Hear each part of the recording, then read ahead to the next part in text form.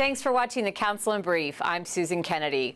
We're here with all the news of the Montgomery County Council for this second week in December. And we begin this week with an informal meeting between council members and U.S. Senator Ben Cardin. Senator Cardin came to discuss a host of issues, including the looming fiscal cliff and where the federal government stands on some of the council's top priorities, like transportation funding. Congratulations. We're so excited that you're still our senator. Thank you. The briefing with the council was the first for the senator since being reelected last month. Let me just put this in context of what's happening nationally. He began his update with where things stand with the fiscal cliff and how Montgomery County would be dramatically affected if it came to fruition. We have the fiscal cliff, which is dominating our discussion. First of all, we have a lot of federal workers that live in Montgomery County. These types of across-the-board cuts will have a devastating impact on our federal workforce. There are a lot of private jobs here related to federal agencies. With those agencies being cut back, those private sector jobs are in jeopardy. And then, of course, the whole concept of eliminating all the tax rates, going back to the pre-Bush tax rates, that affects the taxpayers here. So they're getting hit on the tax side and are going to get hit on the reductions of support for our federal agencies and the related employment. It would be pretty devastating to Montgomery County. The discussion also focused on issues here in Montgomery County. Cardin said the feds are watching transportation issues here very closely and that he will continue to fight hard for funds. I might tell you we are looking for different funding sources.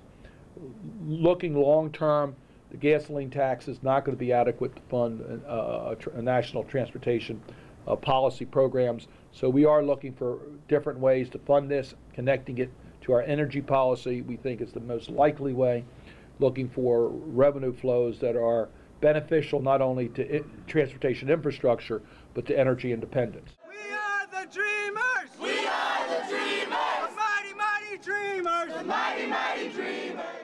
Immigration reform was also discussed, something Council President Nancy Navarro has championed throughout her tenure here at the Council.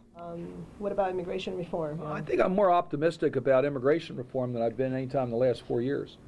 It's needed. It's desperately needed. Also Tuesday, a briefing on the county's fiscal plan and economic indicators as planning gets underway for the upcoming budget. As Council President Nancy Navarro tells us, a balanced budget for fiscal year 14 would require a 1% reduction in overall agency spending. What we heard is the unemployment rate, for example, has gone down to 4.7. You know, it was at around 5.2 last year. I think that's really good news. You know, we have seen that home sales have started to creep up a bit. Income tax, it's also gone up in terms of the distribution, and those are all really positive indicators. But of course, we're still waiting to see what will happen at the federal level with the impending fiscal cliff. That's going to put a lot of pressure on us. We don't know that. We don't know also at the state level what the budget will look like in terms of aid for us as well and for the schools. So there's still a lot of guarded, I think, optimism. Pepco is asking the Public Service Commission to approve yet another rate increase that would mean an added $7.13 per month added to the average customer's bill. 7 council members have voiced their disapproval of this request, and they are led by Councilmember Roger Berliner. Pepco's financial returns ought to parallel its performance.